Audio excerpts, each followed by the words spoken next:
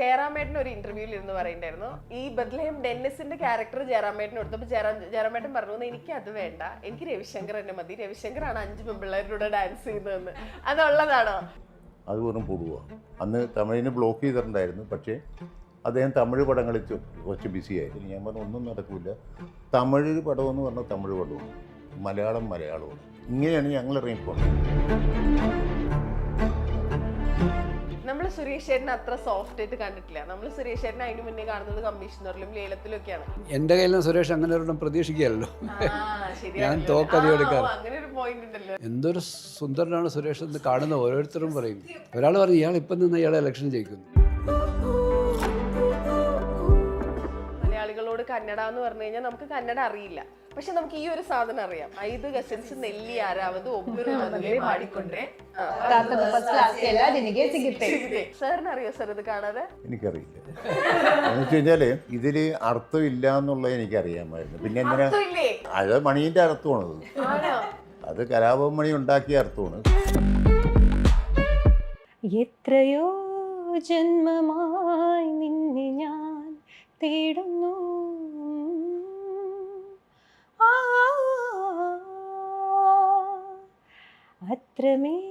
അത്രമേലിഷ്ടമായി നിന്നെ പുണ്യമേ.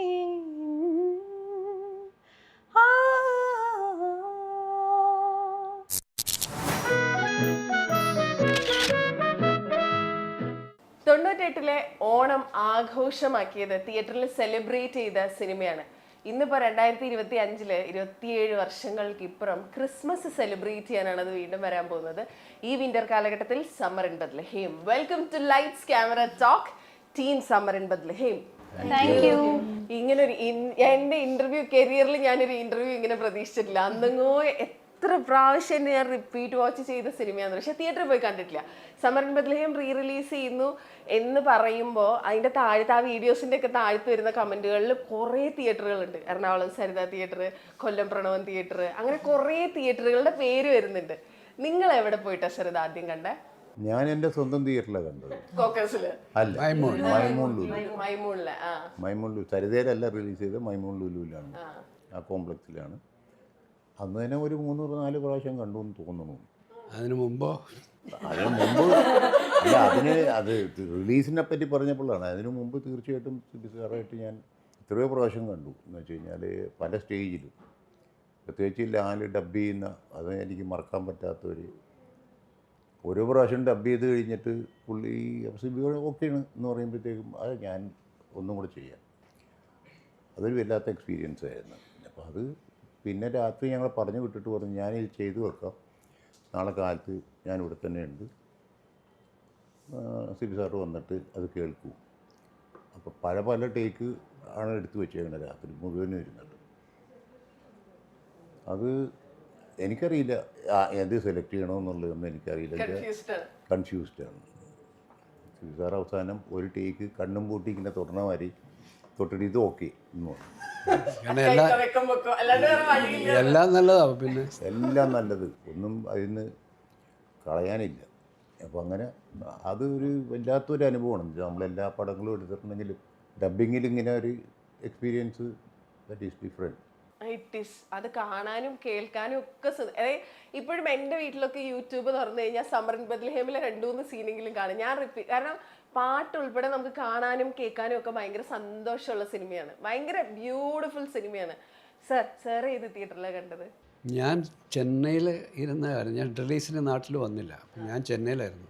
ഞാൻ അവിടെ ഇരുന്നിട്ട് ഫോണിലൂടെ ഇങ്ങനെ, അന്ന് മൊബൈൽ ഫോണില്ലല്ലോ, ലാൻഡ് ഫോണിലൂടെ ഇദ്ദേഹത്തെ വിളിക്കും, ഇദ്ദേഹത്തിൽ നിന്നാണ് ഫീഡ്ബാക്സ് കിട്ടുന്നത്. തിയേറ്ററിൽ വന്ന് പിന്നെ ഞങ്ങൾ രണ്ടാമതൊരു ഓൾ കേരള ഒരു ട്രാവൽ പോയി. റിലീസ് കഴിഞ്ഞിട്ടത് ഞങ്ങൾ രണ്ടുപേരും മാത്രം സക്സസ് ആയി കഴിഞ്ഞപ്പോൾ ഇവരൊക്കെ അന്ന് പോയിട്ട് പിന്നെ ഇവരൊക്കെ ഇപ്പോഴാണ് കിട്ടുന്നത്. അതെ, ഞങ്ങൾ രണ്ടുപേരും കൂടെ ഓൾ കേരള ഒരു തിയേറ്റർ വിസിറ്റ് പോയി. അപ്പോഴൊക്കെ ഓരോ തിയേറ്ററിൽ നിന്ന് കുറേശ്ശെ കാണും. ചെല്ലുമ്പോൾ അവിടെ ഷോ ഉണ്ടെങ്കിൽ കുറച്ച് നേരം കാണും. അങ്ങനെ ഫുള്ളായിട്ടൊരു തിയേറ്ററിൽ ഇരുന്നിട്ട് കണ്ടിട്ടില്ല ഞാൻ. എൻ്റെ ഒരു പോസ്റ്റ് പ്രൊഡക്ഷൻ സമയത്ത് അല്ലെങ്കിൽ ഫൈനൽ കോപ്പി കാണുന്നത് അല്ലാതെ തിയേറ്ററിൽ ഓഡിയൻസിൻ്റെ കൂടെ ഇരുന്നൊരു ഫുൾ വാച്ചിങ് ഉണ്ടായിട്ടില്ല. മനസ്സിലായി. 98-ൽ ഇത് ഓണത്തിന് ഇറങ്ങുമ്പോൾ അന്നാണ് പഞ്ചാബി ഹൗസ്, ഹരികൃഷ്ണൻസ് ഒക്കെ തിയേറ്ററിൽ ഉണ്ടായിരുന്നത്. അല്ല അന്ന് ശരിക്കും ഹരികൃഷ്ണൻസും ഇതും ഈ സമ്മറും ഉള്ളത് കൊണ്ട് പഞ്ചാബി ഹൗസ് റിലീസ് അവർ പോസ്റ്റ്പോൺ ചെയ്തു. ഓണത്തിന് ശേഷമാണ് റിലീസ് ചെയ്തത് അല്ലേ? അതെ. അപ്പൊ ഇതിന്റെ സക്സസ് ഉണ്ടല്ലോ, ഇപ്പൊ നമുക്ക് ഞങ്ങൾക്കൊന്നും അറിയില്ലല്ലോ ഇതിന്റെ ഒരു സക്സസ് സെലിബ്രേഷൻ എങ്ങനെയായിരുന്നു എന്നുള്ളത്. ഈ സിനിമ വമ്പൻ ഹിറ്റാണെന്ന് നിങ്ങൾക്ക് മനസ്സിലായ ഒരു മൊമെന്റ് ഏതായിരുന്നു? ആരടുത്തുനിന്നാണ് ഇത് ആദ്യം കേൾക്കുന്നത്? ഇല്ല, ഇത് ആദ്യത്തെ ദിവസം തന്നെ കിട്ടിയത്. ഇപ്പം ഇദ്ദേഹം ഇവരുടെ മൈമൂൺ തിയേറ്ററിലാണ് ഇത് റിലീസ് ചെയ്തത്. അപ്പം നൂൺ ഷോ തുടങ്ങി ഇദ്ദേഹം അവിടെ ഇരുന്ന് കണ്ട ശേഷം എന്നെ വിളിക്കുന്നുണ്ട്. എന്നെ വിളിച്ചിട്ട് പറഞ്ഞു പടം ഹിറ്റാണ്, ഒരു ചെറിയ കറക്ഷനുണ്ട്, നമുക്ക് ആ ലാസ്റ്റ് ഒരു സീൻ ഒന്ന് ഡിലീറ്റ് ചെയ്യണം. ആഫ്റ്റർ ആ ജയിൽ സീൻ കഴിഞ്ഞിട്ട് പിന്നെ ഒരു വലിയ സീനുണ്ട്, മഞ്ജുവിൻ്റെ കഥാപാത്രത്തെ കൺവിൻസ് ചെയ്യുന്ന പോലെ. കാരണം പെട്ടെന്ന് അവളുടെ മൈൻഡ് ഷിഫ്റ്റ് ആകുന്നതിന് ഒരു റീസൺ ഉണ്ടല്ലോ. ആ റീസൺ നമ്മളൊരു സ്പൂൺ ഫീഡിങ് പോലെ കൊടുത്തതാണ്. ആ സ്പൂൺ ഫീഡിങ് അന്നത്തെ കാലത്ത് നമ്മുടെ ഒരു തെറ്റായ ധാരണയായിരുന്നു. ആൾക്കാർ ഇനി ഇത് മുഴുവൻ പറഞ്ഞ് ഇവിടെ അപ്പം തിയേറ്ററിൽ അത് ഡിസ്റ്റർബ്ഡ് ആയി. കാരണം മോഹൻലാൽ ഇങ്ങനെ തിരിച്ചു പോയി, അയാൾ ഇനി തൂക്കിക്കൊല്ലാൻ പോയി കഴിഞ്ഞു. പിന്നെ ഓഡിയൻസിൻ്റെ താല്പര്യം പടം തീരുക എന്നുള്ളത് മാത്രമാണ്. അതിനപ്പുറത്ത് ഇനി ലാൽ വരില്ല എന്ന് അവർക്കറിയാമല്ലോ. അപ്പോൾ അങ്ങനെ ഒരു കാര്യം ആ ഒരു സീൻ മാറ്റട്ടെ എന്ന് എന്നോട് വിളിച്ച് ചോദിച്ചു. ഞാൻ പറഞ്ഞു നിങ്ങളുടെ തിയേറ്ററിൽ മാത്രം മാറ്റി കണ്ടു നോക്കൂ, കണ്ടിട്ട് അതിനകത്തൊരു ജർക്ക് തോന്നുന്നില്ലെങ്കിൽ കണ്ടിന്യൂ ചെയ്തു. അങ്ങനെ അടുത്ത ഷോ കണ്ടു. എന്നിട്ട് ഒരു ഓഡിയൻസിന് ഒരു കുഴപ്പമില്ല. കാരണം Lal was A surprise entry. Lal ആ സിനിമയിലുണ്ടെന്ന് നമ്മൾ ഒരു പബ്ലിസിറ്റിയിലും ആർക്കും അറിയില്ല. ഇന്നാണെങ്കിലും പിന്നെയും ആൾക്കാർ എന്തെങ്കിലുമൊക്കെ ഗസ് ചെയ്തേനെ. ലാലേട്ടന്റെ ക്യാമിയോ ഇല്ലേന്ന് ഞങ്ങൾ തന്നെ പ്രൊമോഷൻ സമയത്ത് ചോദിച്ചേനെ. അന്ന് അങ്ങനെ ഒന്നും അറിയാനില്ലല്ലോ. ലാലേട്ടൻ എന്ന് പറയുന്ന ഒരു ഫാക്ടറേ ഇല്ലല്ലോ. അത് ശരിക്കും ആക്ച്വലി ഉണ്ടല്ലോ, ഈ നമ്മുടെ റീ റിലീസിന്റെ കാര്യം പറഞ്ഞു വരുന്ന വീഡിയോസിന്റെ താഴത്തുള്ള കമന്റുകളിൽ ഈ ഫസ്റ്റ് ഡേയില് വിത്തൗട്ട് ഡിലീറ്റിംഗ് കണ്ട ആളുകളൊക്കെ ഉണ്ട്. അവരൊക്കെ കമന്റ് ചെയ്തിട്ട് ഞാൻ ഫസ്റ്റ് ഡേ പോയി കണ്ടതാണ്, അന്ന് ഈ സാധനങ്ങളൊന്നും ഡിലീറ്റ് ചെയ്തിട്ടില്ല എന്ന്. അപ്പൊ ഇപ്പോ അതിന്റെ ഡിലീറ്റഡ് സീൻസ് ഒക്കെ പുറത്തിറക്കാൻ പ്ലാൻ ഉണ്ടോ സർ? ഇല്ല, അത് ട്രൈ ചെയ്തു നമ്മൾ. അതിന് വേണ്ടിയിട്ട് ഞങ്ങൾ രണ്ടും കൂടെ ആലോചിച്ചിട്ട് പറഞ്ഞത് നമുക്ക് അന്ന് ആൾക്കാർ കാണാം. ഇന്നിപ്പോൾ ആ ഒരു എന്താണ് ആ സമയത്തുള്ള ഒരു ലാഗ് ഒന്നും ആൾക്കാർക്ക് ഇപ്പോൾ തോന്നില്ല. കാരണം അവർ കാണാത്തൊരു സീൻ കാണാൻ പോവുകയാണ്. അതിനകത്ത് ലാലുള്ള ഒരു ചെറിയ സീനുമുണ്ട്. പിന്നെ ഇവർ ഫാമിലി എല്ലാം കൂടെ ചേർന്നിട്ട് മഞ്ജുവിനെ കൺവിൻസ് ചെയ്യുന്നൊരു സീനുണ്ട്. അത് കുറച്ച് ലെങ്തിയാണ്. മറ്റേത് ലാലുമായിട്ടുള്ള ഒരു 2 മിനിറ്റ് സീനുണ്ട്. പക്ഷേ അത് നമ്മൾ തപ്പിയിട്ട് അതിൻ്റെ നെഗറ്റീവ് കിട്ടുന്നില്ല. ഞങ്ങൾ പല സ്ഥലത്ത് അവസാനം ഒരു സ്ഥലത്തുനിന്ന് കിട്ടി അതിൻ്റെ ഒരു കാസറ്റ്, പഴയ കാസറ്റ് ചെയ്യുന്നു. പക്ഷേ അതിൻ്റെ ക്വാളിറ്റി വളരെ മോശമാണ്.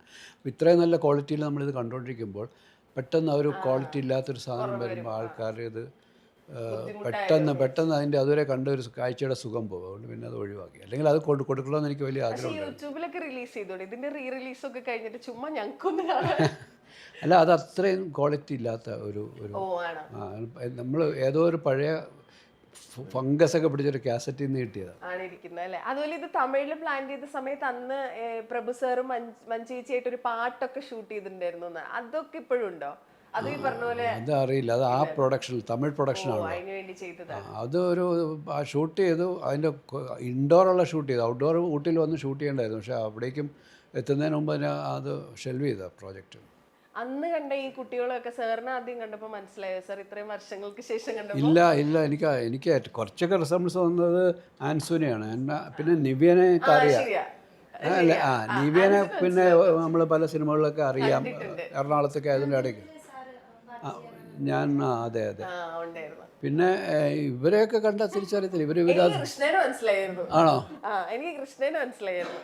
കൃഷ്ണ നമ്മുടെ കണ്ണെഴുതി പൊട്ടുന്നട്ടിലൊക്കെ ഉണ്ടല്ലോ. അപ്പൊ അതിലെ ക്യാരക്ടർ ഉണ്ടല്ലോ. അപ്പൊ ഈ ഇത്രയും ഭാഗം ഉണ്ടല്ലോ, ഇതിന് പ്രത്യേകിച്ച് വ്യത്യാസമൊന്നും വന്നിട്ടില്ല. That is very similar. അപ്പൊ കൃഷ്ണ, അല, അൻസു ആൻഡ് നിവ്യ അല്ലേ? ഓക്കെ, നിങ്ങളുടെ ഒരു മെമ്മറി എന്താ? നിങ്ങൾക്ക് എന്തെങ്കിലും ഓർമ്മയുണ്ടോ എന്ന് എനിക്കറിയില്ല. കാരണം എല്ലാവരും കുഞ്ഞുങ്ങളായിരുന്നല്ലോ. നിങ്ങൾക്ക് സമ്മർ ഇൻ ബത്ലഹേം എന്ന് പറയുമ്പോൾ ആദ്യം തലയിലേക്ക് ഓർമ്മ വരുന്ന കാര്യം എന്താ? അത് തന്നെ. അത് ഊട്ടിയിലല്ലേ ഷൂട്ട് ചെയ്ത്?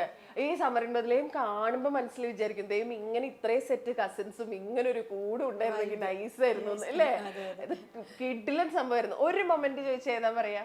ഒരു വെക്കേഷൻ ആയിട്ട് ഓർമ്മയുള്ളൂ ശരിക്കും. ഷൂട്ട് എനിക്ക് തോന്നുന്നു അവിടെ മെമ്മറീസ് ഉള്ളത് പാരന്റ്സിനായിരിക്കും. എനിക്കിപ്പോ 34 ആയി. എന്റെ അച്ഛൻ വാസ് 33. എന്നെക്കാട്ടും ഇളയതായിരുന്നു. എൻ്റെ അമ്മ 26 ആയിരുന്നു. അപ്പൊ ആ ഏജിൽ അവരായിരിക്കും അവിടെ കൂടുതൽ മെമ്മറീസ് ആൻഡ് എൻജോയ്മെന്റ് തോന്നും. നമുക്ക് പിന്നെ ഈ കസിൻസ് വെക്കേഷൻ തന്നെയാണ്.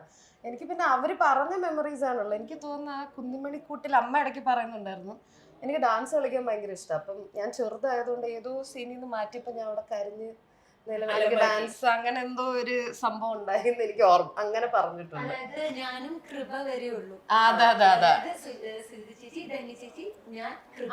ചെറിയ ഞങ്ങൾ ചെറിയ കുട്ടികളില്ല. ഔട്ടാക്കി. അപ്പൊ ഞാനെന്തോ കരഞ്ഞ് അവിടെ കുറച്ച് പ്രശ്നം ഉണ്ടാക്കി എന്നൊരു ഓർമ്മ.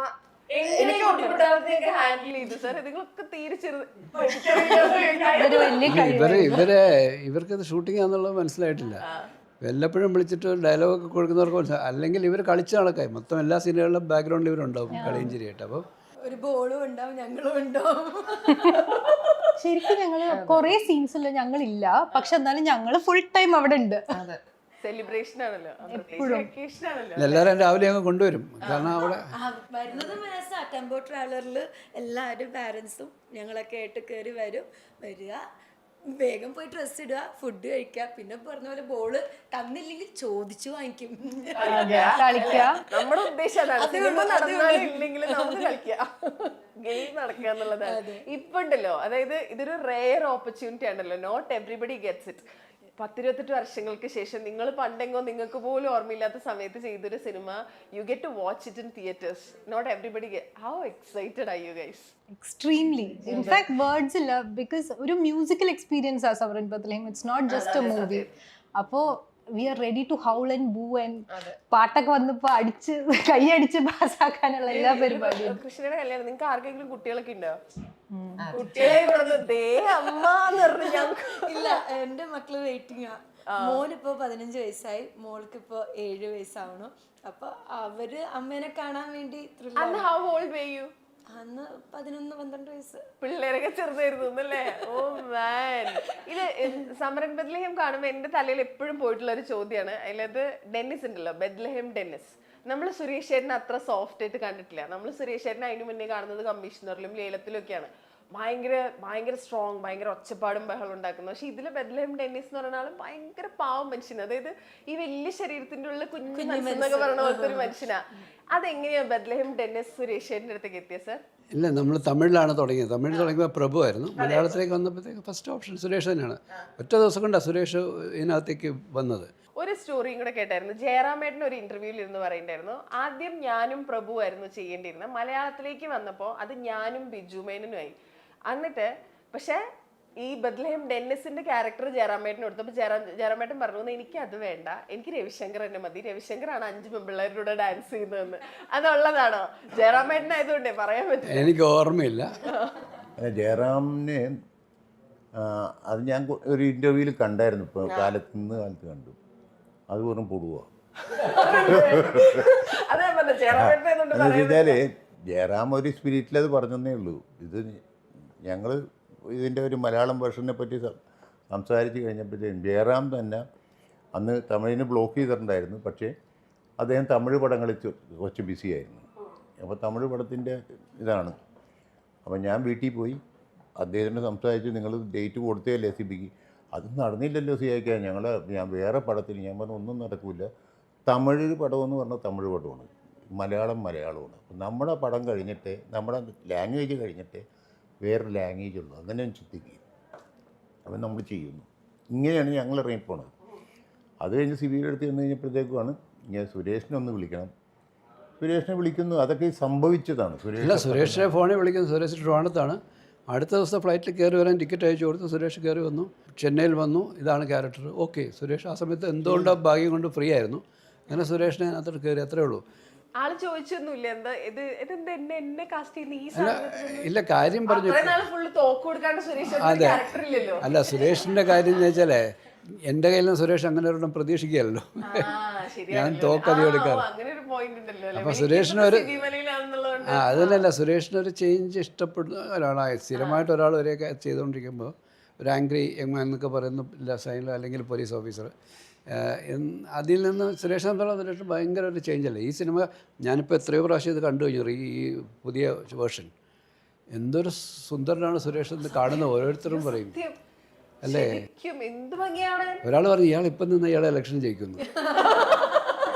ഒരാളുടെ കമൻ്റായിരുന്നു അത്. ഒരു തിയേറ്ററിലുള്ള കമൻ്റാണ്. ആ സുരേഷ് ഇനി എവിടെ നിന്നാലും ജയിക്കും ഈ പടം കഴിഞ്ഞാൽ. അതുപോലെയുള്ള ഇപ്പോൾ സുരേഷ് കുറച്ചുകൂടെ നമ്മൾ വളരെ ഒരു സീരിയസ് ലുക്കിലുള്ള മീശയും നരപ്പിച്ച് താടിയൊക്കെ നരപ്പിച്ച് നടക്കുന്നത്. ഇതെന്തൊരു ഒരു എന്താണ് വല്ലാത്തൊരു സൗന്ദര്യമുള്ളൊരു യങ് ആണ്. സുരേഷ് ചേട്ടനെ അങ്ങനെ അത്ര ഭംഗിയായിട്ട് വേറെ കണ്ടില്ല. കണ്ടിട്ടില്ല. ഡ്രസ്സും Costumes ഒക്കെ. അതെ, ഡ്രസ്സും ഒക്കെ ഭയങ്കര. അത് ഈ സതീഷ് സാർ പറഞ്ഞ് ഞാൻ കേട്ടിട്ടുണ്ടായിരുന്നു. അതായത് സതീഷ് സാറ് ദയ കണ്ടിട്ടാണോ സതീഷ് സാറിനെ ഇതിൻ്റെ അകത്തേക്ക് കോസ്റ്റ്യൂമർ ആയിട്ട് വിളിക്കുന്നത് സാറ്? ആ സതീഷ് പിന്നെ വേണുവിൻ്റെ കൂടെ ദയ ചെയ്യുക, ക്യാമറമാൻ വേണു ഡയറക്റ്റ് ചെയ്ത പടം. ദയ കണ്ടിട്ട് എങ്ങനെയാണ് സാർ ഇതിലേക്ക് വിളിക്കുന്നത്, ഇത്രയും കളർഫുൾ ഒരു പടത്തിലേക്ക്? അല്ല അതിനെ സജസ്റ്റ് ചെയ്തത് വേണുവാണ്, ക്യാമറമാൻ വേണുവാണ്. അയാൾ നല്ല ടാലൻറ്റഡ് ആണെന്നുള്ളത് പറയുന്നത്.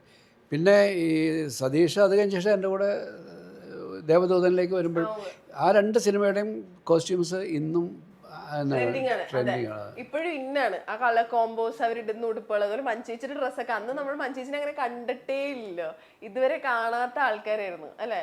ഭയങ്കര സൂപ്പർ സാധനമായിരുന്നു. അതുപോലെ പാട്ടുകൾ, വിദ്യാസാഗർ ഗിരീഷ് പുത്തഞ്ചേരി കോമ്പോലുള്ള പാട്ടുകൾ. ഈ പാട്ടുകളെ കുറിച്ച് ചോദിക്കുന്നതിന് മുമ്പേ എനിക്ക് ചോദിക്കാനുള്ള, നമ്മളിപ്പോൾ ഈ മലയാളികളോട് കന്നഡ എന്ന് പറഞ്ഞു കഴിഞ്ഞാൽ നമുക്ക് കന്നഡ അറിയില്ല, പക്ഷെ നമുക്ക് ഈ ഒരു സാധനം അറിയാം. 5 കസിൻസ് നെല്ലി ആരാവത് ഒബ്ബರು പാടിക്കൊണ്ടേ ഇത് പണ്ടോട്ടെ ഞങ്ങളൊക്കെ പഠിച്ചു വെച്ചേക്കാണ്. സാറിന് അറിയോ സാർ ഇത് കാണാതെ? എനിക്കറിയാം. സാറിന് അറിയോ സാർ ഇത്? എനിക്കറിയില്ല.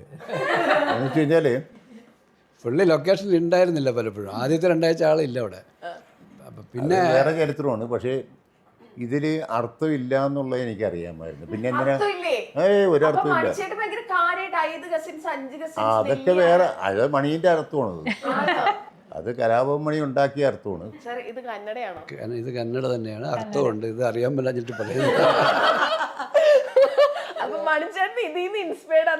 അല്ല ഇത് രഞ്ജിത്ത് മലയാളത്തിൽ എഴുതി കൊടുത്തിട്ട് മയൂരി കന്നഡക്കാരത്തിയാണ്. മയൂരിയുടെ അമ്മയാണ് ഇത് പറഞ്ഞു കൊടുത്തത്. അങ്ങനെയാണ് എഴുതിയെടുത്തത്. നമുക്ക് കന്നഡ അറിയാം അല്ലേ? പിന്നല്ലേ ഇത്രയും വലിയ ലെങ്തി ഡയലോഗ് ഒക്കെ ഞങ്ങൾ പറയുന്നത് സൂപ്പറായിട്ട്. അതുപോലെ ഈ പാട്ടുകളുണ്ടല്ലോ, പാട്ടുകൾ അതായത് എല്ലാ പാട്ടുകളും പല രീതിയിലുള്ള പാട്ടുകളാണ്. ഇപ്പോഴും കേട്ട് കഴിഞ്ഞാൽ എനിക്കൊരു 10 വയസ്സുള്ള മോളുണ്ട്, എൻ്റെ മോളൊക്കെ പാടിക്കൊണ്ട് നടക്കും. അതായത് അവർക്ക് വരെ കണക്റ്റ് ആവുന്ന ടൈപ്പ് പാട്ടുകളാണ്. സാറ് പാട്ടിനെ കുറിച്ച് എന്ത് ടൈപ്പ് പാട്ട് വേണമെന്നാണ് വിദ്യാജിയോടും അതുപോലെ ഗിരീഷ് പുത്തഞ്ചേരി സാറിനോടൊക്കെ പറഞ്ഞിട്ടുള്ളത്?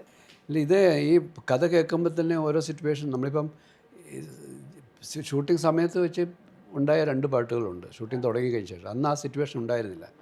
തുടക്കത്തിൽ നമ്മൾ എത്രയോ ജന്മമായി പാട്ടിൻ്റെ സിറ്റുവേഷൻ നമ്മുടെ കയ്യിലുണ്ട്, അത് റെക്കോർഡ് ചെയ്തു. ചൂളമടിച്ചുവിൻ്റെ സിറ്റുവേഷൻ ഉണ്ട്, അത് റെക്കോർഡ് ചെയ്തു. പക്ഷേ ഈ കൺഫ്യൂഷൻ തീർക്കണേയും കുഞ്ഞുമണിക്കൂട്ടിലും പിന്നീട് വന്ന പാട്ടുകളാണ്. ഷൂട്ടിംഗ് ലൊക്കേഷനിൽ വെച്ചിട്ടാണ് ഇങ്ങനൊരു സിറ്റുവേഷൻ ഉണ്ടായി വരുന്നു എന്ന് രഞ്ജിത്ത് പറഞ്ഞു. അപ്പോൾ അവിടെ ഞങ്ങളിവിടെ ഇരുന്നിട്ട് ഫോണിലൂടെ വിദ്യയായിട്ട് കമ്മ്യൂണിക്കേറ്റ് ചെയ്ത് ഉണ്ടാക്കിയ പാട്ടുകളാണ്. പിന്നെ എത്രയോ ജന്മമായാണ് മറ്റേ ഒരു രാത്രി കൂടി ശരിക്കും ഒരു രാത്രി കൂടി ഞാൻ ഇത് തമിഴിൽ ചെയ്യാൻ വേണ്ടിയിട്ട് പ്ലാൻ ചെയ്തപ്പോൾ റെക്കോർഡ് ചെയ്തതാണ് ആ പാട്ട്. അത് വൈരമുത്താണ് ആ പാട്ട് എഴുതിയത്, ഇതേ ട്യൂൺ. അത് അതിൻ്റെ ലിറിക്സ് ഇങ്ങനെയാണ്: മലൈക്കാറ്റ് വന്ന് തമിഴ് പേസുമ എന്നാണ് അതിൻ്റെ ഫസ്റ്റ് ലൈൻ. ഒരു രാത്രി കൂടിയുടെ ഫസ്റ്റ് ലൈൻ പകരം അങ്ങനെയായിരുന്നു അത് ചെയ്തിരുന്നത്. അപ്പോൾ അത് മലയാളത്തിലേക്ക് വന്നപ്പോൾ ഞാൻ വിദ്യയെടുത്ത് പറഞ്ഞു, ഇതെനിക്ക് മലയാളത്തിൽ ഇത് തന്നെ വേണം, ബാക്കിയൊക്കെ നമുക്ക് പുതിയ പാട്ടുകൾ ചെയ്യാമെന്ന് പറഞ്ഞു. അങ്ങനെ എത്രയോ ജന്മമായി മലയാളത്തിന് വേണ്ടിയിട്ട് ഓൾറെഡി നമ്മൾ റെക്കോർഡ് ചെയ്തു. ചൂളമടിച്ചും ചെയ്തു. മറ്റു 2ഉം കൺഫ്യൂഷനും കുഞ്ഞുമണിക്കൂട്ടിലും പിന്നീട് ചെയ്യുമായിരുന്നു. അപ്പോൾ ഇത് പലപ്പോഴും പലരിടത്തും നമ്മൾ ചോദിക്കുമ്പോൾ ഓരോരുത്തരുടെയും ഏത് പാട്ടാണ് നിങ്ങളുടെ ഫേവറേറ്റ് എന്ന് പറയുമ്പോൾ പലർക്കും പല ഉത്തരം, ഒരു കോമൺ ഉത്തരം പലപ്പോഴും എല്ലാം. അതെന്ന് വെച്ചാൽ എല്ലാ പാട്ടും നന്നായതുകൊണ്ടാണ് അങ്ങനെ പറയുന്നത്. ഓരോ മൂഡിനും ഓരോ പാട്ടാണ്. അതായത് മലയാളിക്ക് പ്ലേലിസ്റ്റിൽ നമുക്ക് രാത്രി വേണോ പാട്ടുണ്ട്, ഭയങ്കര എന്റർടൈൻമെന്റ് ആണ്, അപ്പോഴും പാട്ടുണ്ട്. എല്ലാ മൂഡിനുള്ള പാട്ടുകളുള്ള സിനിമയാണ്. സിയാദ് സാറിനോട് ചോദിക്കട്ടെ, സിബി സാർ സിയാദ് സാർ കോമ്പോയിൽ ഒരുപാട് സിനിമകൾ വന്നിട്ടുണ്ടല്ലോ. സിബി സാർ സിനിമയായിട്ട് വരുമ്പോഴേ ഈ ദാസൻ വിജയൻ ബന്ധമാണോ നിങ്ങൾ തമ്മിൽ? സിനിമ കഥ കേട്ടിട്ട് ഓക്കെ പറയാണോ, അതോ സിബിയാണ് ഓക്കെ പറഞ്ഞിട്ട് കഥ കേൾക്കുവാണോ? അതല്ല, അത് പരസ്പര വിശ്വാസത്തിൻ്റെ ഒരു പ്രശ്നമുണ്ട്, ഫ്രണ്ട്ഷിപ്പിൻ്റെ പ്രശ്നമുണ്ട്. അപ്പോൾ ഇതെല്ലാം കൂടെ കൂട്ടിക്കളന്ന് ഒരു ത്രെഡ്, ചെറിയൊരു ത്രെഡായിരിക്കും പറയുക. ത്രെഡിൽ നിന്നാണ് പിന്നെ ഡെവലപ്പ് ചെയ്യുക. എന്നാൽ ശരി സിബി നമുക്കിത് ചെയ്യാം എന്ന് പറയുന്ന ഡിസിഷൻ വെറുതെ ജസ്റ്റ് അല്ല. ഇതൊരു 10 വർഷം മുമ്പ് ഇദ്ദേഹം എൻ്റെ 88-ൽ എന്നെ കാണാൻ വന്നു. എൻ്റെ അടുത്ത് പറഞ്ഞ് എനിക്ക് വേണ്ടി ഒരു സിനിമ ചെയ്തു തരണം. അപ്പം അദ്ദേഹം സത്യനന്ദിക്കാടുമായിട്ട് സ്ഥിരമായിട്ട് സിനിമകൾ ചെയ്തുകൊണ്ടിരിക്കുന്ന ആളാണ്. അപ്പോൾ ആ സമയത്ത് സത്യൻ തിരക്കിലായിരുന്നു. അപ്പോൾ സത്യൻ പറഞ്ഞു, നിങ്ങളെ സിബിയെ വെച്ച് ചെയ്യും, നിങ്ങൾക്ക് എന്നെപ്പോലെ തന്നെ കംഫർട്ടബിൾ ആയിരിക്കും സിബിയുമായിട്ട് ചെയ്താൽ. അങ്ങനെ സത്യൻ പറഞ്ഞു വിട്ടതാണ് എൻ്റെ അടുത്തേക്ക്. പക്ഷേ ആ സമയത്ത് ഞാനും ബിസിയാണ്. ഞാൻ ഓഗസ്റ്റ് ഒന്നൊക്കെ അങ്ങനെ കണ്ടിന്യൂസ് ആയിട്ട് പ്രോജക്ട്സ് ചെയ്തുകൊണ്ടിരിക്കുക. അപ്പോൾ ഞാൻ പറഞ്ഞു ഇപ്പോൾ എന്തായാലും ഉടനെ പറ്റില്ല, നമുക്ക് ചെയ്യാം എന്ന് പറഞ്ഞ് അങ്ങനെ വിട്ടു. അങ്ങനെ പുള്ളി പിന്നെ വേറെ പടങ്ങൾ ചെയ്തു. അവസാനം ഈ 10 വർഷം ഒരു സർക്കിൾ പൂർത്തിയായിട്ടാണ് ഞങ്ങൾ ഈ പടത്തിലേക്ക് വന്നത്. ഈ പടം അങ്ങനെ അങ്ങോട്ട് ജനിക്കണായിരുന്നു ജനിച്ചിട്ടില്ല. അതെ. അപ്പോൾ അതുകൊണ്ട് അതൊരു ഇതാണ് ഞങ്ങൾ തമ്മിൽ ആദ്യം ചെയ്യേണ്ട സിനിമയെന്ന് അതൊരു നിയോഗമാണ്. അതൊരു നിയോഗമായി. അത് സിയാദിനുവേണ്ടി ചെയ്യാൻ തുടങ്ങിയ സിനിമയുമില്ല, വേറെ തമിഴിലൊക്കെ പോയി വന്നതാണല്ലോ. സിയാദിലേക്ക് എത്തുന്നതും വളരെ യാദൃശ്ചികമാണ്. അപ്പോൾ അങ്ങനെ വന്നു, സിയാദ് എടുക്കുന്നു, അങ്ങനെ 10 വർഷത്തിന് ശേഷം ഞങ്ങളൊരു സിനിമ ചെയ്യുന്നു. പിന്നെ ഞങ്ങൾ ദേവദൂതൻ ചെയ്യുന്നു, അങ്ങനെ തുടർച്ചയായിട്ട് സിനിമകൾ ചെയ്ത് പോയിക്കൊണ്ടിരിക്കുകയാണ്. അപ്പോൾ ആ ഒരു ആദ്യ സിനിമ തൊട്ട് തന്നെ ഞങ്ങൾ തമ്മിലൊരു ഭയങ്കര റാപ്പ് ഉണ്ടായി. കാരണം ആദ്യത്തെ ഞങ്ങൾ തമ്മിൽ ആദ്യം ചെയ്യുന്ന സിനിമ ഇതായിട്ട് പോലും ആദ്യത്തെ 2 ആഴ്ച പുള്ളി ലൊക്കേഷനിലില്ല. കാരണം പുള്ളിക്ക് മറവത്തൂർ കലവൻ്റെ റിലീസായിട്ട് പുള്ളി പോയി. അപ്പം എന്നെ വിശ്വസിച്ച് ഏൽപ്പിച്ചിട്ട് പോവുകയാണ് ആദ്യമായിട്ട്. ഇയാൾ ഒരുമിച്ചൊരു വർക്ക് ചെയ്ത ആൾക്കാർ തമ്മിൽ ഒരുപക്ഷെ ഇയാൾ ചെയ്തോളൂ എന്ന് തോന്നുകയാണ്. അതില്ലാതെ തന്നെ എന്നെ വിശ്വസിച്ചു എന്നുള്ളതാണ്. അതെവിടെ നിന്നാണ് ആ ട്രസ്റ്റ് വന്നത്? ഒരാളെ കാണുമ്പോൾ നമുക്കറിയാമല്ലോ കുറച്ച് എങ്ങനെയാണ്. അറിയാലോ. അപ്പം അത് അങ്ങനെ തോന്നുകയാണ് നമുക്കത്. ഈ ഒരു എക്സ്പീരിയൻസിൻ്റെ ഭാഗമാണ് അത്. രണ്ടാമത്തെ കാര്യം, ഇപ്പം ഇങ്ങനെ സംസാരിക്കുന്നുള്ളൂ, വളരെ പതുങ്ങിയൊക്കെ സംസാരിക്കുന്ന ഒരു രൂപമാണ് പുള്ളിയുടെ. അപ്പോൾ നമുക്കറിയാം അത് ആ പതുങ്ങലിൽ കൂടെ പോയിക്കോളും കാര്യങ്ങൾ എന്ന് മനസ്സിലാക്കി അങ്ങനെ പോയതാണ്. അത് ഇങ്ങനെ വന്ന് തീർന്നു. എനിക്കിതിൽ ഏറ്റവും ത്രില്ലായ ഒരു സംഭവം ഇപ്പം അല പാടിയ ഒരു വീഡിയോ കണ്ടു നമ്മുടെ സിനിമയ്ക്ക്. അപ്പോൾ ഇത് നമ്മളുടെ കുട്ടികളാണത് പാടുന്നത് എന്നുള്ള ഫീലിംഗാണ് എനിക്കുള്ളത്. അത് ബ്യൂട്ടിഫുൾ ആയിരുന്നു മോളെ. അത് എത്രയോ ജന്മമായാണോ? അത് ഞാനും കണ്ടായിരുന്നു. അത് നല്ല രസമായിട്ട് പാടിയിട്ടുണ്ട്. പാടാലോ. എത്രയോ ജന്മമായി നിന്നെ ഞാൻ തേടുന്നു,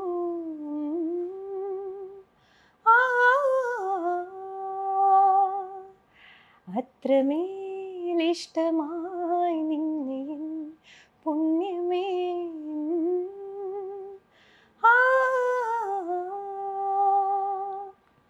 ദൂരതീരങ്ങളും മോഹതാരങ്ങളും സാക്ഷികൾ, എത്രയോ ജന്മമായി നിന്നെ ഞാൻ തേടുന്നു. ഈ ഒരു സിംഗർ അല്ലേ, പാട്ട് പാടില്ലേ? നിങ്ങളൊക്കെ ഇപ്പൊ എന്ത് ചെയ്യുന്ന പറ. അൻസു എന്ന് തുടങ്ങി എന്താ ചെയ്യുന്നത്? ഞാൻ ഇൻഫോ പാർക്കിൽ വർക്ക് ചെയ്യാം, കൊച്ചി തന്നെയാ. പിന്നെന്താ സിനിമകളൊന്നും ചെയ്യാൻ? ഞാൻ 6th സ്റ്റാൻഡേർഡ് വരെ അഭിനയിച്ചു. 18 പടത്തിന്. അത് കഴിഞ്ഞിട്ടോ പിന്നെ പഠിത്തത്തിൽ കോൺസെൻട്രേറ്റ്. ഞാനിത് കൃഷ്ണയോടും ചോദിച്ചു. സ്കൂള് ഇങ്ങനെയൊക്കെ വരുമ്പോൾ ടീച്ചർമാർക്ക് ഒരു ഇതുണ്ടല്ലോ, പതുക്കെ ഇനിയിപ്പൊ ജോലിയൊക്കെ ഇല്ലേ, എന്നാ പണിയെടുക്കാൻ സിനിമയിൽ വന്ന് പണിയെടുത്തൂടെ? ഇപ്പൊ റിലീസിന്റെ ഇതിലെല്ലാവരും ഓഫേഴ്സ് വന്നു, അതാണ് വരുണ്ടോ? നിമി എന്താ ചെയ്യുന്നത്? ഞാനിപ്പോൾ ഹൗസ് വൈഫാണ്, കൂടാതെ ഡാൻസ് കൊറിയോഗ്രാഫറാണ്. അങ്ങനെ പോകുന്നു. ഇപ്പൊ ചെയ്ത ഡാൻസ് ഭയങ്കര റീലൊക്കെ ആള് ആക്റ്റീവ് ആണല്ലോ, ഡാൻസ് ഒക്കെ ചെയ്തിട്ട്. അല്ല പാട്ട് തന്നെയാണ്. ഞാനൊരു 10 years പ്ലേ ബാക്ക് സിംഗ് ചെയ്തു. പിന്നെ അത് കഴിഞ്ഞ് ഞാൻ ബാംഗ്ലൂരിലേക്ക് ഷിഫ്റ്റ് ചെയ്തപ്പോൾ കോവിഡ് വന്നു. അപ്പോൾ ഞാൻ പിന്നെ വീണ്ടും പഠിത്തത്തിലേക്കൊക്കെ തുടങ്ങി. അപ്പോൾ ഞാൻ ഫങ്ഷൻ ന്യൂട്രീഷനിസ്റ്റ് ആണ്, പ്രാക്ടീസ് ചെയ്യുന്നുണ്ട്. പിന്നെ പാട്ടും സൈഡിൽ കൂടെ പ്രോജക്ട്സ് വരുമ്പോൾ ചെയ്തു പോകുന്നുണ്ട്. കൃഷ്ണ പിന്നെ വർക്ക് ചെയ്യുന്നു അല്ലേ, ഡിജിറ്റൽ മാർക്കറ്റിംഗ്. വേറെ എന്തെങ്കിലും എക്സ്ട്രാ ഡാൻസ് ഉണ്ട്. കൃഷ്ണയുടെ ഹസ്ബൻഡ് സിംഗറാണ്. അറിയാം, ഞാൻ പറഞ്ഞു സംഗീത് അല്ലേ. പാട്ട് പാടുമോ? ഞാനോ? ഇപ്പോ അങ്ങനെ ഒരുപാട് സിനിമകളുണ്ട്. അതായത് ക്ലൈമാക്സ് പോർഷൻ അല്ലെങ്കിൽ അതിലെ എന്തെങ്കിലും ഒരു സീക്രട്ട് നിങ്ങൾ തീരുമാനിച്ചോ എന്ന് പറഞ്ഞ് ഞങ്ങൾക്ക് ഇട്ടുതരും. ഞങ്ങൾ അതിന്റെ വേർഷൻസ് പലത് ഇപ്പൊ ഒരുപാട് സിനിമകൾ ഇറങ്ങുന്നുണ്ട്. അന്ന് അങ്ങനെ ആയിരുന്നില്ല. അന്ന് നമുക്കെല്ലാം നിങ്ങൾ കൃത്യമായിട്ട് നമുക്ക് പറഞ്ഞുതരാണ് ഇത് ഇങ്ങനെയാണ് കേട്ടോ തീർന്നത് എന്ന്. സമ്രൻ ബത്ലഹേമിലാണ് ഇത്രയും കാലമായിട്ടും ആൻസർ ചെയ്യാത്തൊരു ക്വസ്റ്റ്യൻ കിടക്കുന്നത്. അന്ന് അത് ആക്ച്വലി ക്രിയേറ്ററിനെ സംബന്ധിച്ചിടത്തോളം അല്ലെങ്കിൽ പ്രൊഡ്യൂസറിനെ സംബന്ധിച്ചിടത്തോളം ഇതൊരു റിസ്ക് ആണ്, നമ്മൾ ഇതുവരെ ചെയ്യാത്തൊരു കാര്യമാണ്. എങ്ങനെ നിങ്ങളത് കൺവിൻസ്ഡ് ആണോ? അത് പോട്ടെ റിസ്ക് അല്ല, എനിക്ക് റിസ്ക് സാപ്പിടുന്ന മാതിരി എന്ന് പറഞ്ഞ് അത് ചെയ്യാൻ തീരുമാനിച്ചത്? ഇല്ല, അത് രഞ്ജിത്തിൻ്റെ ഒരു ഡിസിഷനാണ്. അത് രഞ്ജിത്ത് എന്താണ് ആ ഒരു പടം എഴുതി തീർത്ത് കഴിഞ്ഞപ്പോൾ അന്ന് നമുക്കിങ്ങനെ ഒരു കൺഫ്യൂഷനില്ല. അതൊരു ഒരു ഫൺ എലമെൻ്റായിട്ട് അങ്ങനെ കിടക്കട്ടെ എന്ന് വിചാരിച്ചിട്ട് തന്നെയാണ്. പക്ഷെ അത് ആ നമ്മൾ ഈ 27 വർഷമായിട്ട് ഞാൻ 28 വർഷമായിട്ട് ഇത് ഇപ്പൊ എന്റെ കുട്ടി വരെ ചോദിക്കാൻ തുടങ്ങി, സത്യത്തിൽ ഇത് ആരാ ഇതിങ്ങനെ ജനറേഷൻസോളം പോവല്ലേ സാർ, ക്രൂരതയല്ലേ സാർ, രണ്ടാം ഭാഗം എപ്പോ ഇറക്കും? ഞാനിത് ഉത്തരം പറഞ്ഞ് ഇങ്ങനെ എവിടെ ചെന്നാലും ഇതല്ലേ, പ്രത്യേകിച്ച് വിമൻസ് കോളേജിൽ ചെല്ലുമ്പോഴാണ് പെൺകുട്ടികളുടെ ആദ്യത്തെ ചോദ്യം ഇതാണ്. അങ്ങനെ ചോദിച്ച് മടുക്കുമ്പോഴെങ്കിലും സാറിന് പറഞ്ഞു കൊടുത്തോളൂ, സാറിന് അറിയില്ല എന്ന് തോന്നല്ലേ? എനിക്കറിയില്ല, ഞാനും അന്വേഷിച്ചുകൊണ്ടിരിക്കുക. അല്ല, ഇവിടെ സോഷ്യൽ മീഡിയയിൽ ഭയങ്കര ഇൻവെസ്റ്റിഗേഷൻ നടക്കുന്നുണ്ടല്ലോ, ക്യൂടെക്സിന്റെ നെയിൽ പോളിഷിന്റെ കളറ് ഇതൊക്കെ നടക്കുന്നുണ്ട്. ഞാൻ പഴയ ഫോട്ടോസ് വെച്ചൊരു റീൽ ഇട്ടായിരുന്നു, അതിന്റെ താഴെ ഒരു ആള് വന്ന് ചോദിച്ചു, കുറെ DMs വന്നു, ചേച്ചി ആ സത്യം പറ ആരാ പൂച്ചേനെ അയച്ച. അപ്പൊ ഞാൻ പറഞ്ഞു സീക്രട്ടാ പറയില്ല എന്ന് പറഞ്ഞു. റിപ്ലൈ ചെയ്തു, അത് എന്ത് വർത്താനാ ചേച്ചി പറയുന്നത്, അതിന്റെ താഴെ വന്ന് പുള്ളി കമന്റ് ചെയ്തു. എടാ അത് കഴിഞ്ഞ് വന്ന സിനിമയുടെ സാധനങ്ങളൊക്കെ നമ്മൾ ഡീകോഡ് ചെയ്ത് ഇത് പറ്റിയിട്ടില്ല, പറ്റുന്നില്ല, വേണ്ട. അതാണ് അതിന്റെ ബ്യൂട്ടി, അതാണ് അതിന്റെ ബ്യൂട്ടി, അതാണ് അതിന്റെ ബ്യൂട്ടി. ശരിയാണ്. പക്ഷെ അതിങ്ങനെ വീണ്ടും വീണ്ടും കാണുമ്പോഴേ നമ്മൾ അതിൽ തന്നെ ഇങ്ങനെ എന്നാലും എന്ന് പറഞ്ഞു സാർ ഇതിനൊരു സെക്കൻഡ് പാർട്ട് എന്നുള്ള ഒരു തോട്ടൊക്കെ ഉണ്ടായിരുന്നു. സെക്കൻഡ് പാർട്ടിൻ്റെ ഒരു ആലോചന ഉണ്ടായിരുന്നു, ഇപ്പോഴും അത് പൂർണ്ണമായിട്ടും മാറ്റി വെച്ചിട്ടില്ല. പക്ഷേ എൻ്റെ ചലഞ്ച് എന്ന് പറയുന്നത് പുതിയൊരു ജനറേഷൻ്റെ കഥ പറയണ്ടേ, ഇവരുടെ മക്കളുടെ കഥ പറയണ്ടേ. അപ്പോൾ ഒരു എന്താ ജെൻസി ആയിരിക്കുമല്ലോ എൻ്റെ ഈ അവരുടെ ലൈഫ് കാര്യങ്ങളൊക്കെ വെച്ചിട്ട് ഇതിനേക്കാൾ മുകളിലൊരു ഫൺ മൂവി ഫണ്ണുണ്ടാവണല്ലോ ഈ സിനിമയ്ക്ക്, അതാണല്ലോ. അല്ലാതെ ഒരു ഭയങ്കര ഒരു ഇമോഷണൽ കണ്ടൻ്റ് അല്ലല്ലോ. ഇതേപോലുള്ള രസമുള്ളൊരു കഥ അതിനകത്ത് രൂപപ്പെട്ട് വരണം, അതിനുള്ളൊരു ശ്രമം നടക്കുന്നുണ്ട്. If it works. ഇപ്പോഴും ഞാൻ ഒട്ടും എക്സാജറേറ്റ് ചെയ്യില്ല, ഇപ്പോഴും എനിക്ക് ആകാശദൂത് ഇരുന്ന് കാണാനുള്ള ഒരു ത്രാണിയില്ല. ഞാനിത് എന്നും കണ്ട് ഒരു 5ാം ക്ലാസ്സിലും കണ്ട് കരയാൻ തുടങ്ങിയതാ, ഇപ്പോഴും കരയുണ്ട്. സാർ കരഞ്ഞില്ലേ സാർ ഇത് ഉണ്ടാക്കിയപ്പോൾ? ഇല്ല, ഞാനിത് പല പ്രാവശ്യം വായിച്ചതല്ലേ. പിന്നെ ഈ ഒരു ഷൂട്ട് ചെയ്യുന്ന സമയത്ത് നമ്മൾ അതിനകത്ത് ഇമോഷണലി ഇൻവോൾവ് ആകാൻ പാടില്ല. നമ്മൾ ഡിറ്റാച്ച്ഡായിട്ട് നിന്ന് ചെയ്യണം, അല്ലെങ്കിൽ നമ്മളുടെ ജഡ്ജ്മെൻറ്റ് പോകും. നമ്മൾ മാറി നിന്ന് ഇതിനകത്തൊക്കെ കാണുന്നത് എല്ലാ സിനിമകളും നമ്മളങ്ങനെ ഇമോഷണലി ഭയങ്കര ഹെവി കണ്ടൻറ്റുള്ള സിനിമകൾ ഞാൻ ഒരുപാട് ചെയ്തിട്ടുണ്ട്. സീനുകൾ ചിലയിടത്തൊക്കെ നമ്മൾ പെട്ടുപോയിട്ടുണ്ട് ഇമോഷണലി. ചിലപ്പോൾ ഈ പെർഫോമൻസ് കണ്ടിട്ട് ഇപ്പോൾ ലാലിൻ്റെ കൂടെയൊക്കെ ചെയ്യുമ്പോൾ ചില മൊമെൻറ്റിലൊക്കെ നമ്മൾ തന്നെ ഒന്ന് കട്ട് പറയാൻ മറന്നുപോയ മൊമെൻറ്റ്സൊക്കെ ഉണ്ടായിട്ടുണ്ട്, ഇപ്പോൾ ഭരതത്തിലും മറ്റൊക്കെ. പക്ഷേ കഴിയുന്നത് നമ്മളതിൽ നിന്ന് ഡിറ്റാച്ച്ഡ് ആയി നിന്ന് ചെയ്യാനാണ് ശ്രമിക്കാറുള്ളത്. അങ്ങനെയൊക്കെ പറ്റൂലേ? കാണുമ്പോൾ പറ്റത്തില്ല. ഇപ്പോൾ ചില സിനിമകൾ ഞാൻ ചെയ്ത സിനിമ തന്നെ ഞാൻ കാണുമ്പോൾ ചിലപ്പോൾ ഞാൻ അതിനകത്ത് ഇമോഷണലി ഇൻവോൾവ് ആവും. കരഞ്ഞ സിനിമകളുണ്ടോ, സ്വന്തം സിനിമകൾ തന്നെ ഉണ്ട്. ഇപ്പോൾ തനിയാവർത്തനത്തിലേക്ക് ക്ലൈമാക്സിലൊക്കെ മമ്മൂട്ടിയുടെ ആ വീട്ടിൽ വന്ന് ക്ലൈമാക്സിന് തൊട്ട് മുമ്പ് വീട്ടിൽ വന്നിട്ട് അവർ റിജക്റ്റ് ചെയ്തല്ലേ, ഈ വീട്ടിലെ ആളാണെന്നൊക്കെ പറയും. മമ്മൂട്ടി അതിനകത്ത് ആ ഒരു ക്ലോസ് ഷോട്ടിലൊക്കെ മമ്മൂട്ടിയുടെ ഒരു മനുഷ്യൻ്റെ ഏറ്റവും വലിയ തകർച്ചയല്ലേ സ്വന്തം വീട്ടുകാരെ ഡിസോൺ ചെയ്യുക എന്ന് പറയുന്നത്. അത്തരം മൂമെൻറ്റ്സ് ഒരുപാടുണ്ട്. അങ്ങനെ ലാല് ചെയ്ത പല രംഗങ്ങളുണ്ട് ഇതിനകത്ത്. ഇപ്പോൾ ഈ ദശരഥം അല്ലെങ്കിൽ ദശരഥത്തിലൊക്കെ അവസാനം ഈ ഒരു കുട്ടിയെ ഒരു പ്രാവശ്യം എനിക്ക് തന്നിരുന്നെങ്കിൽ ചോദിക്കുന്നില്ല, ഒരു പ്രാവശ്യം കൂടെ ചോദിച്ചിരുന്നെങ്കിൽ കിട്ടിയിരുന്ന. അപ്പം അങ്ങനെ ഒരുപാട് നമ്മളെ ഇവരെല്ലാവരും കുറേ മൊമെന്റ്സ് ഉണ്ടല്ലേ ചോദിക്കാനാണെങ്കിൽ. ഒരു ഡൗട്ടും കൂടി ഉണ്ട്. കമലദളത്തിൽ ലാലേട്ടൻ വന്ന് ജോയിൻ ചെയ്യുമ്പോൾ ലാലേട്ടൻ ഈ ക്യാരക്ടർ ഡാൻസർ ആയിരുന്നു എന്നറിയില്ല എന്ന് ഞാൻ സാർ പറഞ്ഞു കേട്ടിട്ടുണ്ട്. പിന്നെ ഇങ്ങനെ ആളതൊക്കെ ചെയ്തു വെച്ചാൽ പിന്നെ അത് കഴിഞ്ഞ് പ്രാക്ടീസ് കൊടുത്തിട്ടുണ്ടോ? ഐ മീൻ അവിടെ രാവിലെ ഷൂട്ടിന് വന്നപ്പോഴാണ് എൻ്റെ അടുത്ത് കഥ ചോദിക്കുന്നത്. ഞാനും ലോഹിയും കൂടെ ഇരിക്കുക, എന്താ പരിപാടിയെന്ന് ചോദിച്ചു. അപ്പോൾ പുള്ളിയുടെ സ്വന്തം പ്രൊഡക്ഷനാണ്, പുള്ളിക്ക് കഥ പോലും അറിയാതെ വന്നേക്കുന്നത്. അപ്പം വന്ന് കഥ പറഞ്ഞപ്പം ലാലു പറഞ്ഞു, അയ്യോ ഭയങ്കര ക്ലാസിക്കൽ ഡാൻസൊക്കെ ചെയ്യേണ്ട ആളല്ലേ, അതെങ്ങനെയാണ്? ഞാൻ പറഞ്ഞത് ചെയ്യാം. അല്ല അത് ഞാനത് പഠിച്ചിട്ടില്ലല്ലോ. ഞാൻ പറഞ്ഞു കുഴപ്പമില്ല, നമുക്ക് ചെയ്യാം, സിനിമയല്ലേ, നമുക്കത് മാനേജ് ചെയ്യാമെന്ന്. ഇല്ലില്ല, എന്നാലും നമ്മളത് പെർഫെക്റ്റ് ആകേണ്ടതെന്ന് വെച്ചാൽ പുള്ളി തന്നെയാണ് ഒരു നട്ടുവം പരമശിവം എന്ന് പറയുന്ന ഒരു ഡാൻസ് ഭയങ്കര ഒരു ഗ്രേറ്റ് ഡാൻസ് മാസ്റ്ററുണ്ട്. അദ്ദേഹത്തെ വരുത്തി അവിടെ താമസിപ്പിച്ച് പ്രാക്ടീസ് ചെയ്യുന്നുണ്ടായിരുന്നു. രാവിലെ ഞങ്ങളെല്ലാം കൂടി ഒരു വീട്ടിലാണ് താമസിക്കുന്നത്. രാവിലെ ഉണരുന്നത് ടെറസിൻ്റെ മുകളിൽ ഇങ്ങനെ ഭയങ്കര ശബ്ദം കേട്ടിട്ട് കാല് കുത്തി ചാടി ഡാൻസ് ചെയ്യുന്നത്. ഇയാൾ 4 മണിക്ക് എണീറ്റ് അയാൾ പ്രാക്ടീസ് ചെയ്യും. കാരണം അദ്ദേഹം ഒരു പെർഫെക്ഷനിസ്റ്റാണ്. ഞാൻ ചെയ്യുന്നതെല്ലാം ഏറ്റവും പെർഫെക്റ്റ് ചെയ്യണമെന്ന് നിർബന്ധമുള്ള ആളാണ്. അപ്പോൾ അദ്ദേഹം അതിന് വേണ്ടിയിട്ട് എഫേർട്ട് എടുത്തിട്ടുണ്ട്. ഈ ദേവദൂതൻ അന്ന് റിലീസ്, അതായത് it is A beautiful cinema.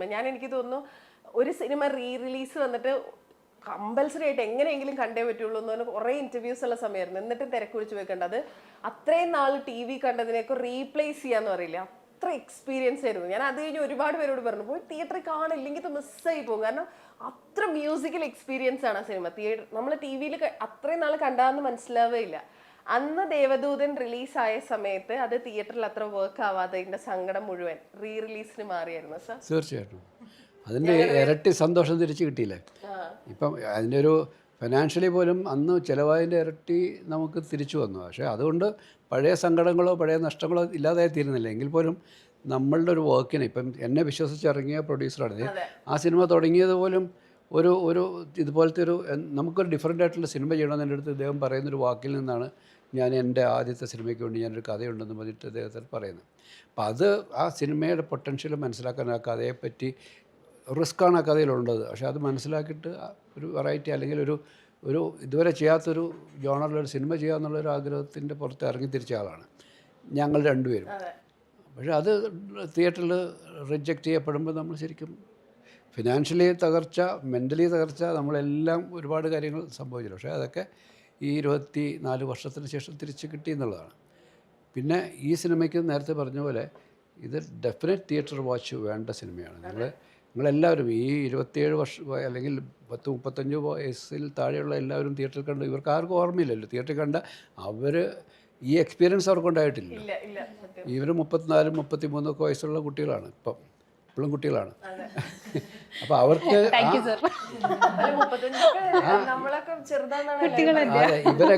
ഇവരൊക്കെ അന്ന് കണ്ട ഒരു ശരിക്കും ആ എക്സ്പീരിയൻസ് ഒന്നും അവർക്ക് ഓർമ്മ പോലും ഉണ്ടാകത്തില്ല. പക്ഷെ ഇന്നത് കാണുന്നവർ ഇന്ന് അന്നത്തെക്കാളും ക്വാളിറ്റി ഉണ്ട് ഇതിൻ്റെ പിക്ചറിനും.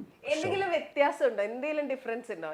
അന്നത്തെ സംരംഭത്തിലെയും ഇന്നത്തെ സംരംഭം എന്തെങ്കിലും വ്യത്യാസം വരുത്തിയിട്ടുണ്ടോ? കുറച്ചുകൂടെ ഞാൻ അങ്ങനെ എങ്ങനെ എവിടെയോ കേട്ടു ഷോർട്ട് ആക്കിയിട്ടുണ്ടോ, ഒന്നും കൂടി ട്രിം ചെയ്തിട്ടുണ്ടോ? ഇല്ല, വളരെ ചെറുതായിട്ട് ഒരു 2-3 മിനിറ്റ് അവിടെ ഇവിടെയൊക്കെ മാത്രം. അങ്ങനെ ഒരു ആൾക്കാർക്ക് മനസ്സിലാകത്തില്ല അതുണ്ടായിരുന്നോ ഇല്ലയോ ഒന്നും മനസ്സിലാക്കുക. എനിക്ക് മാത്രം മനസ്സിലാകാവുന്ന, ഞങ്ങൾ രണ്ടും കൂടെ ഡിസ്കസ് ചെയ്തിട്ട് തീരുമാനിക്കുന്ന ചെറിയ ഞാൻ ഒരു ഒറ്റ ഹാഫ് ഡേ ഇരുന്നിട്ട് ഞാൻ പറഞ്ഞു അവിടെ ഇത് വേണ്ട ഇത് വേണ്ട എന്നൊക്കെ പറഞ്ഞിട്ട് ചെയ്ത കാര്യങ്ങളുള്ള അതൊരു 2-3 മിനിറ്റ്സ് അത് മനസ്സിലാകത്തൂരില്ല അങ്ങനെ മാറി. ഈ സമ്മർ ഇൻ ബത്ലഹേം എന്ന് പറഞ്ഞ പടം ഒരു മാജിക് ആയിരുന്നു. എന്ന് വെച്ചാൽ പ്രതീക്ഷിക്കാത്ത തുടങ്ങിയ ഒരു പടം അത് ഇത്രയും നല്ല രീതിയിൽ വന്നു. ഈ കുട്ടികളെല്ലാവരും തന്നെ അവരുടെ പാരൻസായിട്ട് എൻ്റെ ഫാമിലി, സിബിയുടെ ഫാമിലി, അങ്ങനെ ആരൊക്കെ ഫാമിലിയെ കൊണ്ടുവരാൻ പറ്റും അവരും കൊണ്ടുവരും. നിങ്ങൾക്ക് എല്ലാവർക്കും ഇതൊരു വെക്കേഷൻ ആയിരുന്നു. ഒരു പിന്നെ വെക്കേഷൻ ടൈമായിരുന്നു. എന്നാൽ വെക്കേഷൻ ടൈമായിരുന്നു, നമ്മുടെ കുട്ടികൾക്കും എല്ലാം വെക്കേഷൻ ടൈമായിരുന്നു. അപ്പോൾ അതേമാതിരി തന്നെയാണ് എൻ്റെ ഈ റിലീസിന് വന്ന് ഭവിക്കുന്നത്. എനിക്കൊട്ടും പ്രതീക്ഷയുണ്ടായിരുന്നില്ല ഇവരെയൊക്കെ നമുക്ക് കാണാൻ പറ്റുമെന്നുള്ളത്. മനസ്സിലായോ? അതായത് ഞങ്ങൾ കോണ്ടാക്ട് ചെയ്യേണ്ട താമസം ഇവരൊക്കെ ഓടിയെത്തി. ഇവർ തീർച്ചയായിട്ടും അപ്രീഷിയേറ്റ് അവർ ബാംഗ്ലൂരിൽ നിന്നാണ് വന്നത് ഇതിനു വേണ്ടി മാത്രം. അപ്പം ഇതിനൊരു വല്ലാത്ത ഫീലുണ്ട്. എന്ന് വെച്ചാൽ ആ ഒരു ഫീൽ ഇന്നും ഉണ്ടാവും. പിന്നെ നിങ്ങൾ ചോദിച്ച മാതിരി സിനിമ ഇവർ ലക്കിയസ്റ്റ് പീപ്പിളാണ്. ബിക്കോസ് അന്ന് സിനിമ കണ്ടില്ല, അവർക്ക് സിനിമ കാര്യമില്ല. എന്ന് വെച്ച് കഴിഞ്ഞാൽ അവിടെ വരിക, അത് പറയുന്നത് ചെയ്യുക, കളിക്കുക, കാര്യങ്ങൾ ചെയ്യുക, പോവുക. പിന്നെ തിയേറ്ററിൽ വരുമ്പോഴത്തേക്കും അവർ വളരെ കൊച്ചു കുട്ടികൾ കളിക്കുക. ഇന്ന് അതിൻ്റെ ഫുൾ ഫ്ലെഡ്ജ് ആയിട്ടാണ് ഇവർ കാണാൻ പോകുന്നത്. ഏറ്റവും ലക്കിയസ്റ്റ് ആയിട്ടുള്ള എൻ്റെ കൂടെ ഉണ്ടായിരുന്ന കുട്ടികളാണ് ഇവർ കാണാൻ പോകുന്ന സിനിമ. അത് എനിക്ക് ഭയങ്കര സന്തോഷം തന്നെ കാര്യം. എന്ന് വെച്ച് കഴിഞ്ഞാൽ അത് ഓഫ് കോഴ്സ് എല്ലാ ഘടകങ്ങളും ഞങ്ങൾ അത്രയും മൈന്യൂട്ടായിട്ട് വരെയും ശ്രദ്ധിച്ചാണ് ഇതിൻ്റെ 4K, ഇതിൻ്റെ അറ്റ്മോസ്. അന്നൊന്നും അത് മോണോണ്. അപ്പോൾ ഇന്ന് ഇവർക്കൊക്കെ യൂസ്ഡാണ് അറ്റ്മോസ് എന്താണെന്നും സ്റ്റീരിയോ എങ്ങനെയൊക്കെയാണ് എന്തൊക്കെ ആ പാട്ടുകളൊക്കെ എങ്ങനെയാണ് ഇപ്പോൾ വന്നിരിക്കുന്നത്. ഡെഫിനറ്റായിട്ടും പീപ്പിൾ ഭയങ്കര എക്സ്പീരിയൻസ് ആവും. ഡെഫിനറ്റ്ലി തിയേറ്റർ വാച്ച് മസ്റ്റാണ്. തിയേറ്ററിൽ പോയി കാണാം സർ. മോനായി വീണ ചാണകക്കുഴി ശരിക്കും ചാണകക്കുഴിയാണ് സർ. ആണോ? അത് ചാണകക്കുഴി അത് പറയാൻ പാടില്ലല്ലോ. സിനിമയുടെ ഒരു ഞങ്ങൾ കട്ട് ചെയ്ത് കളയാം. ഒറിജിനൽ ആണെങ്കിലും മണിച്ചേട്ടൻ ചാടും. അതെ, ആളങ്ങനെയായിരുന്നു. മണിച്ചേട്ടൻ ചെയ്യും. അതുകൊണ്ടാണ് ഞാൻ ചോദിച്ചത്. വേറെ ആരെങ്കിലും അങ്ങനെ ഒരു ചോദ്യം ഇല്ല ഇവിടെ. മണിച്ചേട്ടനെ ഇതുകൊണ്ട് അത് ചെയ്യും. ഈ പറഞ്ഞാല് മണിച്ചേട്ടനെയും സുകുമാരമ്മയും പുത്തഞ്ചേരി സാറിനെ ഒക്കെ ഓർത്തുകൊണ്ട് ഒരുപാട് സന്തോഷത്തോടെ സിനിമ തിയേറ്ററിൽ കാണാൻ ഞങ്ങൾ വെയിറ്റ് ചെയ്യുന്നു. ഈ സിനിമ അന്ന് സക്സസ് ആയതിനേക്കാൾ ബമ്പൻ സക്സസ് ആയി മാറട്ടെ. Thank you so much.